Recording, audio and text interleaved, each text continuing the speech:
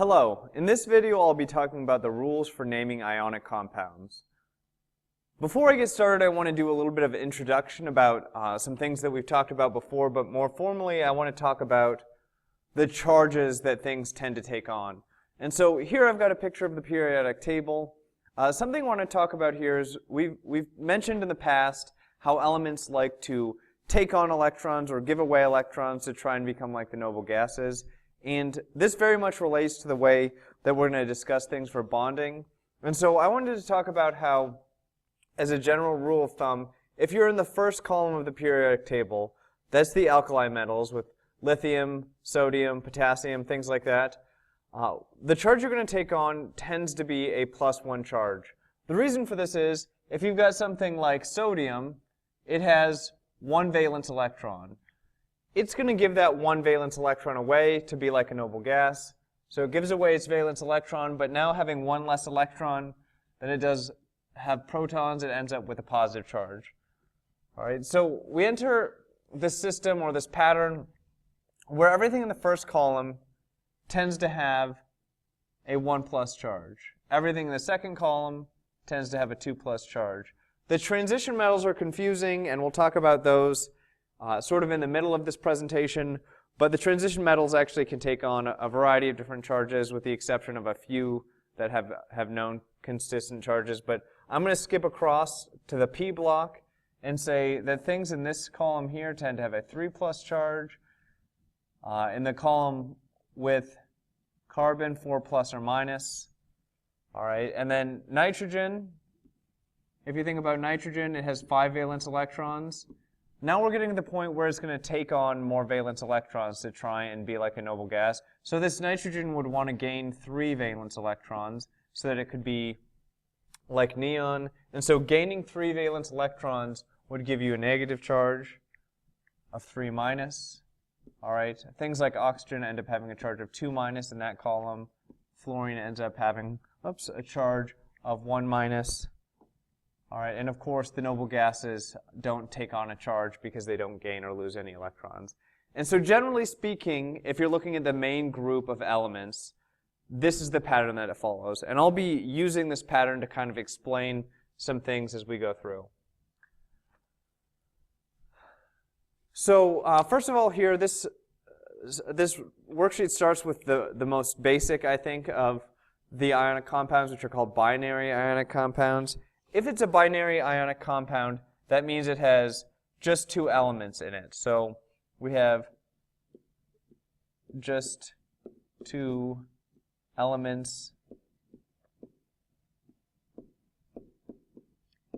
And if it's ionic, that means we have a metal and a nonmetal.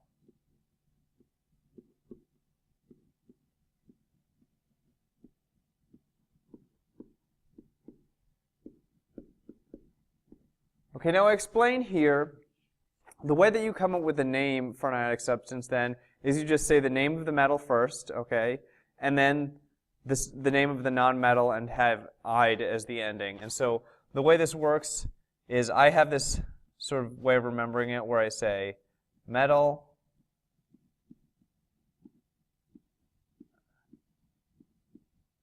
nonmetalide. And so as a rule of thumb, metal, non-metalide will be how you name these. So I'm going to go through a couple examples. Potassium in this first substance, the K is potassium, so we just write that out. Potassium. And then the nonmetal is oxygen, but we want to end it in IDE, so we call it oxide. For BAF2, the BA is barium, so we just name that barium. All right, and the F is fluorine, but we have to end it with ide, so we end it fluoride. All right, so metal, non-metalide is the way that this generally goes. If you're learning this for the first time, I suggest that you pause the video and try these next ones on your own, but I'm just going to go through them here pretty quickly. So we've got sodium chloride,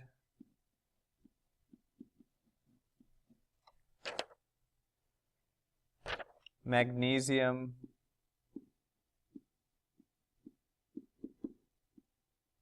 oxide, calcium iodide,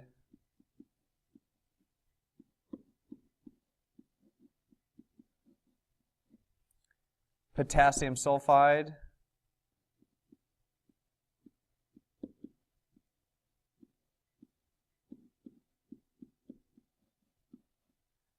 and aluminum oxide.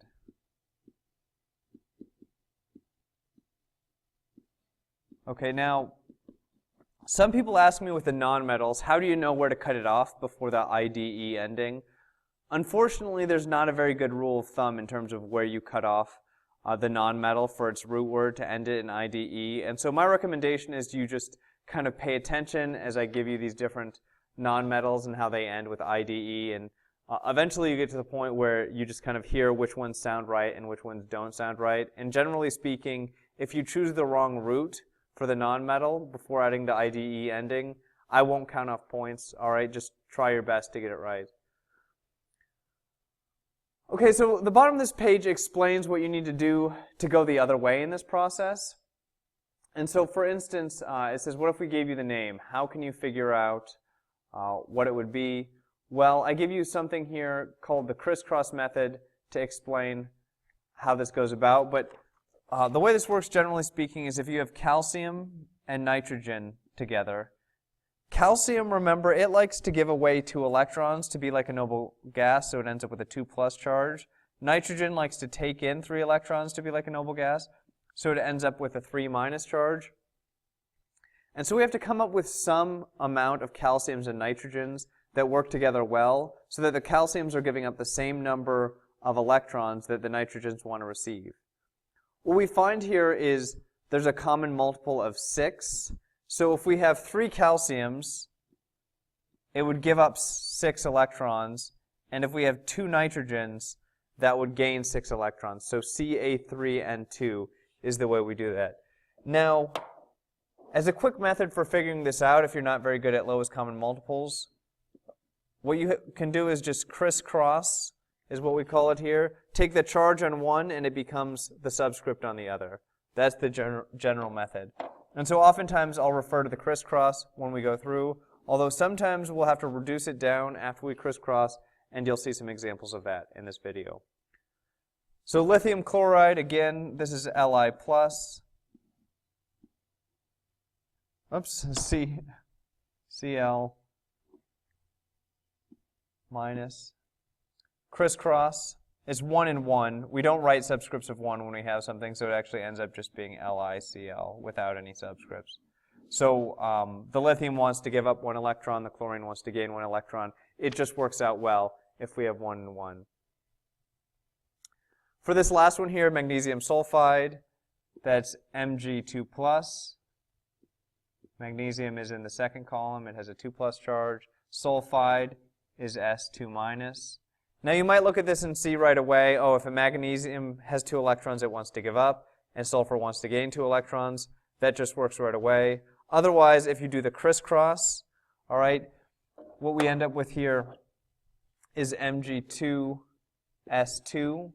But this is where I mentioned, if you get a subscript like fractions, okay, if you get subscripts that are proportional to each other, but that could be reduced down to a smaller number but still remain in the same proportion, that's what we end up doing. So when you end up getting Mg2S2, like a fraction, we've got 2 and 2 here. That's the same thing as 1 and 1. So we can just reduce this to Mgs. And that's actually what magnesium sulfide is. Because if we have a magnesium and we have a sulfur, the magnesium gives up 2, the sulfur gains 2. It works with just 1 atom of each. All right, this next one, gallium oxide. Gallium is in the same row as aluminum. It takes on a 3+ charge, so Ga3+. Oxygen, that's oxide, all right, that's an O2-. All right, we do the crisscross here. We get Ga2S3. Oops, that's an O. O3. Ga2O3.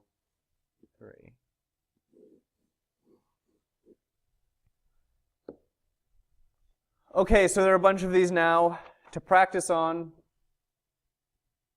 What I'm going to do is I'm going to have you do these ones on your own, so try them on your own, and there will be a PDF version of this key, and so I recommend you check the PDF version, and if you're not understanding things well, look back as I went through and described this and try and figure that out.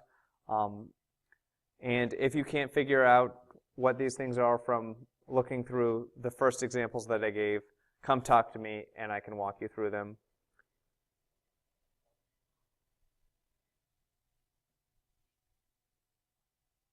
Alrighty. So I'm going to go on to the next section here, which talks about transition metals. To go through this, basically what we're looking here at is the D block. Alright? So the transition metals are the D block. They're the metals that are in the middle of the periodic table. To be able to name these, we actually need to know the common Roman numerals. Those include 1, which is I, 2, which is II, 3, which is III, 4, which is IV, and 5, which is just V. So in this, I'll introduce this now, but the Roman numerals indicate the charge on a metal. And so here's the whole point of this. Some of the metals have multiple possible charges, and so we use the Roman numeral to say what version of something that we have. And so I give you here this first example of Hg, which is mercury. If you look at the list of ions on the back of your periodic table, and you find mercury there, you'll see that mercury appears twice. It appears on the cation side, once under the 1+, and once under the 2+. So there are two versions of mercury out there. It can have different charges, and if we have something that has multiple possible charges, we have to figure out which mercury we're dealing with. The mercury with a 1+ charge or the mercury with a 2+ charge. And so how we do that is we look at what mercury is paired with. In this case, we've got HGI. The mercury is paired with an iodine. That iodine has a 1- charge. To balance things out here then, the mercury needs a 1+ charge, and then we end up having mercury 1, because mercury 1 is the form of mercury with 1+ charge. So we call this mercury 1 iodide.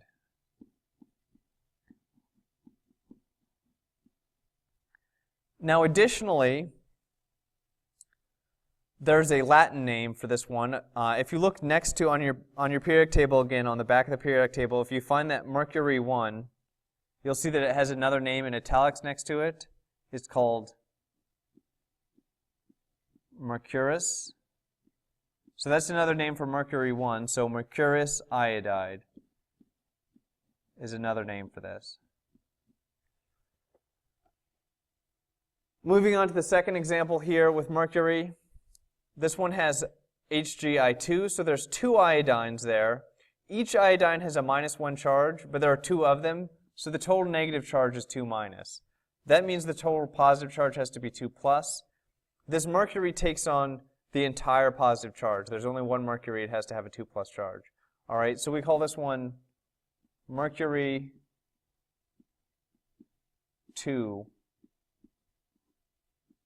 iodide.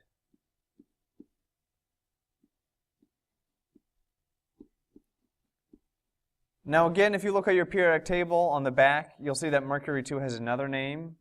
It's also called mercuric. All right, so mercury 2 can also be called mercuric, and so we can call this mercuric iodide.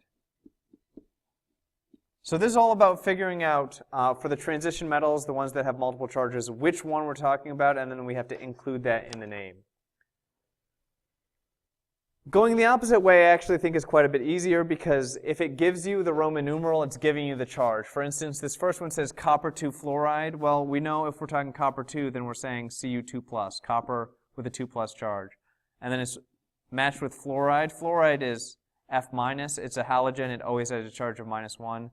Then we go through and we do the crisscross, and you get Cu1, we don't write the 1, so just Cu, and then F has a subscript of 2, so it ends up being CuF2. This next one, tin 4 nitride. This is tin with a 4 plus charge because it has a Roman numeral 4, so 4 plus. Nitride is nitrogen that has a 3 minus charge. All right. Again, everything in that row with nitrogen is 3 minus. Then we crisscross. We get SN3 and 4. And that's how that works. Now it notes here at the bottom that there are actually a few transition metals that have known charges. One example of this is these three that are all diagonally next to each other, so we call it the aluminum slide, because if you look at the periodic table, aluminum, zinc, and silver, they're all diagonally from one another, and aluminum has a charge of 3 plus, zinc has a charge of 2 plus, and silver has a charge of 1 plus, all right? And so those are some examples of some transition metals that have known charges, in which case if we have aluminum, we don't have to call it aluminum 3, we just call it aluminum because aluminum always has a charge of 3. Zinc always has a charge of 2. Silver always has a charge of 1. So we don't need Roman numerals with aluminum, zinc, and silver. Okay, so going in here, I'm just going to go through a few examples from each section, and then again, I'll leave the rest of it to the PDF key so you can check your answers on that digital version of the key, and if you have any other questions on that, you can ask me. So in this first section, we've got CrCl2. That's got 2 chlorines with it. Chlorines each have a -1 charge, so if there are 2 chlorines, the total negative charge is 2 minus, which means the total positive charge has to be 2 plus. There's only 1 chromium there, so the chromium has to take on the entire 2 plus charge. So in this one, we know it's chromium 2 chloride.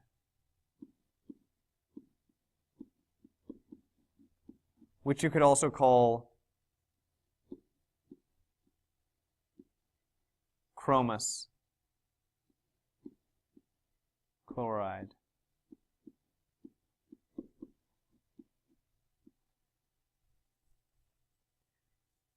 This next one, CrCl3, similar logic. 3 chlorines, each chlorine is -1, so 3 chlorines is going to be -3. That chromium then would have to be +3 to balance out with the chlorines. All right, so we end up with chromium 3 chloride, which is alternatively called chromic chloride.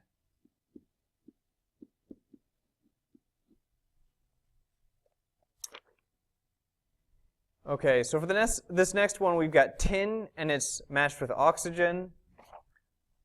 For the oxygen, oxygen has a 2 minus charge normally. It's in a column that has 2 minus. It's 1 oxygen and 1 tin. So if they're going to balance out, the tin has to have a 2 plus charge. So this is a version of tin with a 2 plus charge. All right, so we call that tin 2 oxide. Or it also has a Latin name of stannous oxide.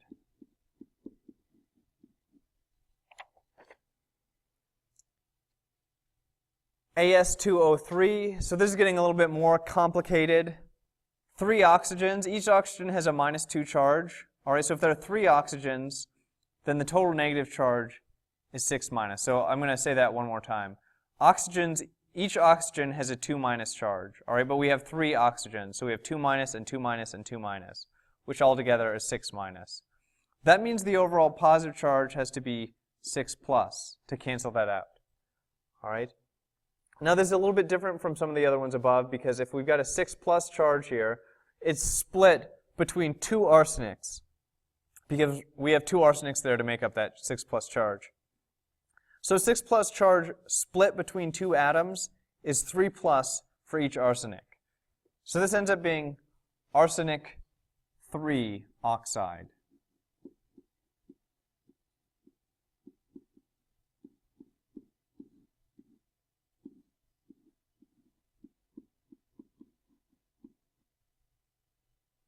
We can also call it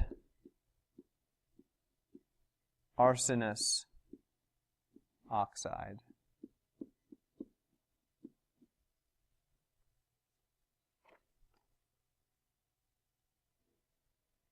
Okay, continuing on, this Mn at the bottom, that's manganese. It's with 2 chlorines.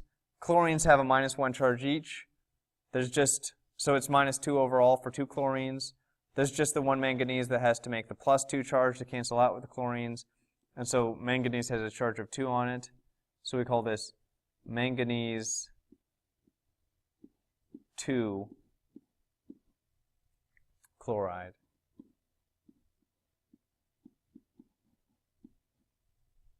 Which we call alternatively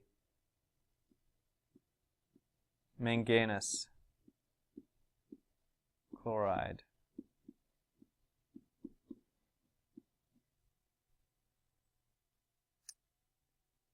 All right, going down here and coming up with some of the names of these. This is mercury 1 oxide. So mercury 1 oxide, as I said, going from the name, I think, to the formula is actually easier with these transition metals, because mercury 1 just tells us right there that we've got Hg+, just a 1 plus charge on that. Oxide is O2 minus. All right, we crisscross there and we get Hg2O.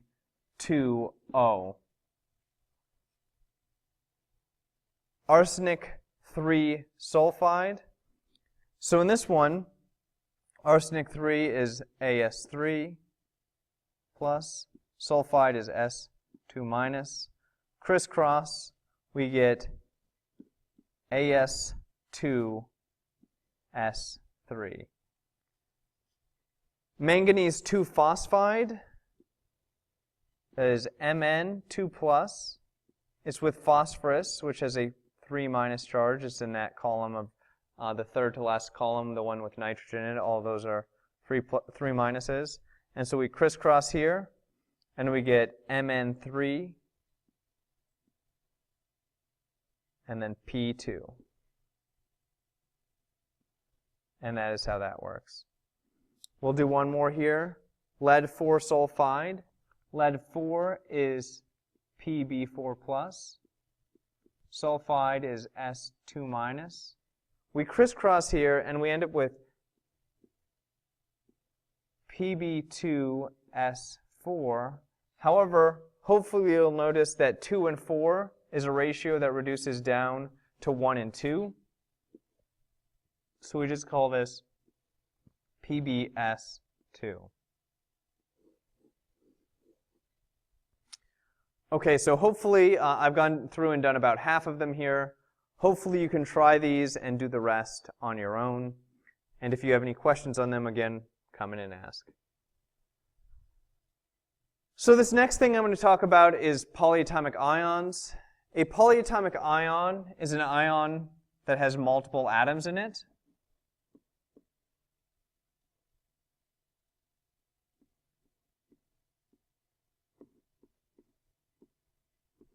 That's the polyatomic part, having multiple atoms.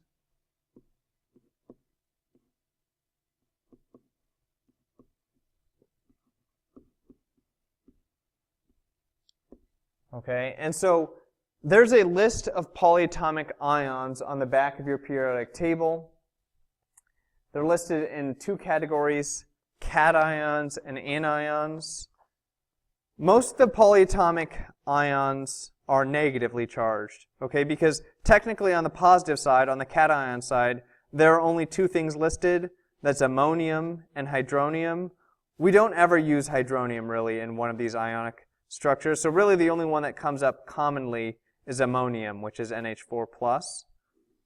All right, the rest of them are anions, and so The way that we do this is we just name the metal, and then we name the polyatomic. There's no "ide" ending for these. The IDE is for the binary. And so I'm going to go through a couple examples here, and I think it's pretty easy. So first, we look at it, we split it up into like two different parts. The first thing is the metal. So in this case, we've got potassium. And the second part, you look on the periodic table, you find ClO3, and you see that that is called chlorate. All right, and then you're done. All right, so you just look on the back of the periodic table and find the name of that thing. On this next one, it's a little bit harder because Pb, if you remember what we were doing back with the transition metals, Pb is a transition metal. There are multiple forms of Pb, which is lead. There's lead 2 and there's lead 4, so we have to figure out which lead we're talking about here. It's grouped with the sulfate, though, SO4. So if you find sulfate on the back of the periodic table, you should find that sulfate has a charge of 2-. It's in the 2- group. There are 4 sulfates. Each sulfate has a charge of 2-. That means the overall negative charge is 8-, which means to cancel that out, the overall positive charge has to be 8+. The Pb, the lead, contributes all that 8+, but there are 2 Pbs. And so if we have 2 lead atoms and it has to make up a total charge of 8+, each lead atom has a charge of 4+. All right, so we call this lead 4. Remember, the Roman numeral is the charge, so 4+ for each lead. Lead 4, and then it's called sulfate is the ending there because SO4 is sulfate. All right, we can also call it plumbic or plumic sulfate.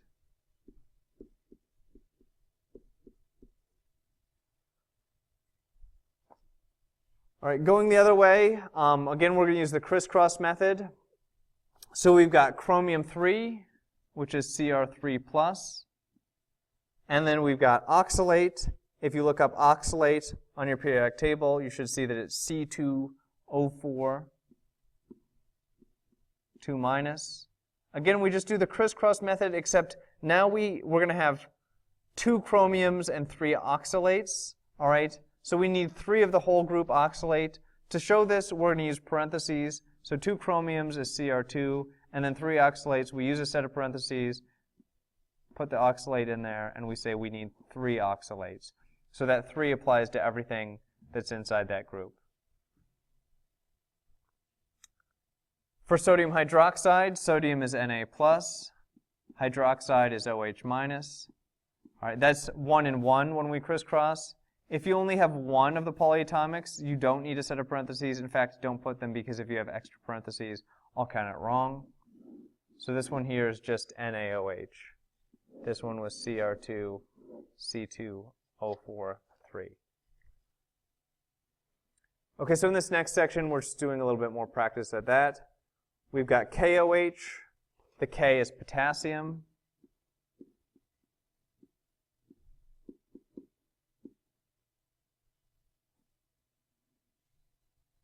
The OH, if you find OH on the back, is called hydroxide. That's OH-.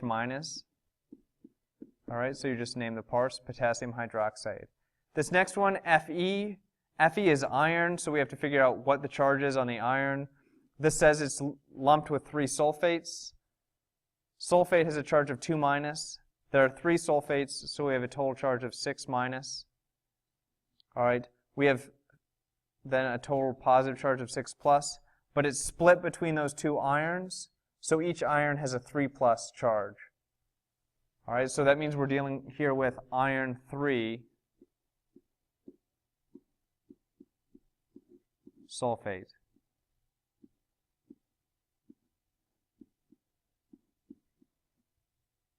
We can also call this ferric sulfate.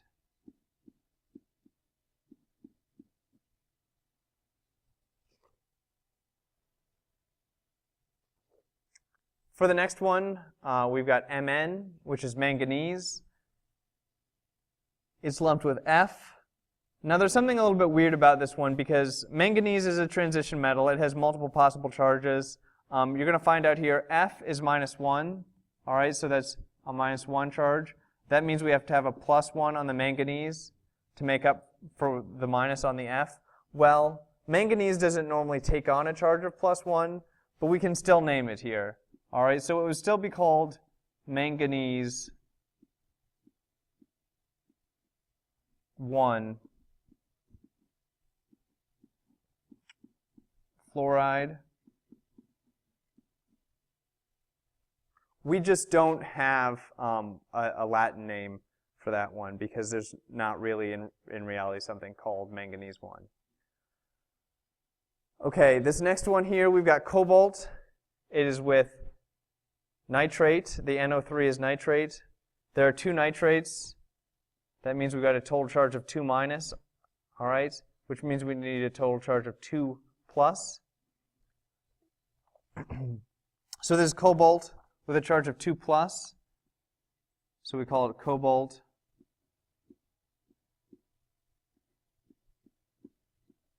2 nitrate.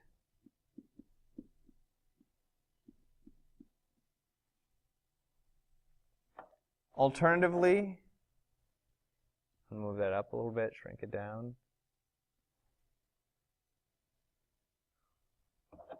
We could alternatively call this cobaltous nitrate.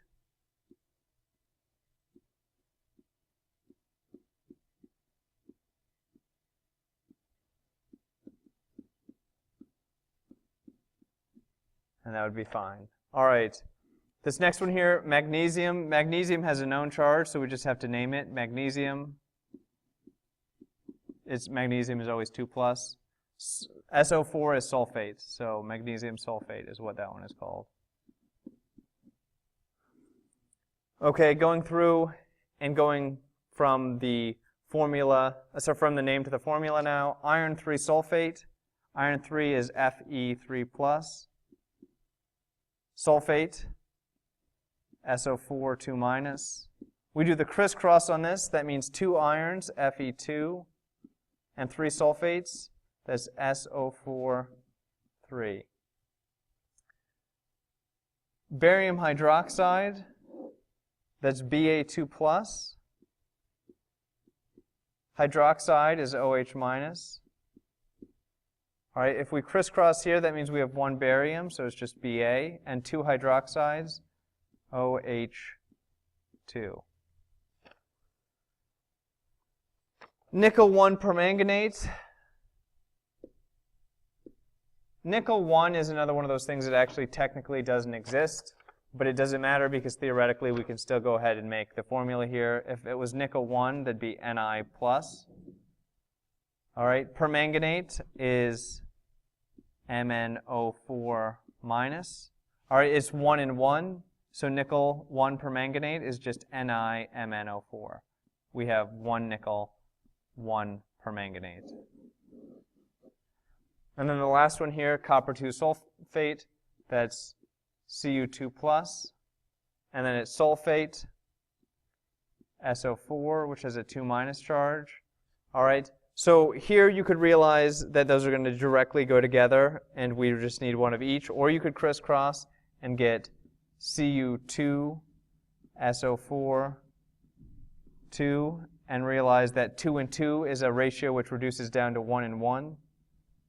And whichever way you do it, you should come out with CuSO4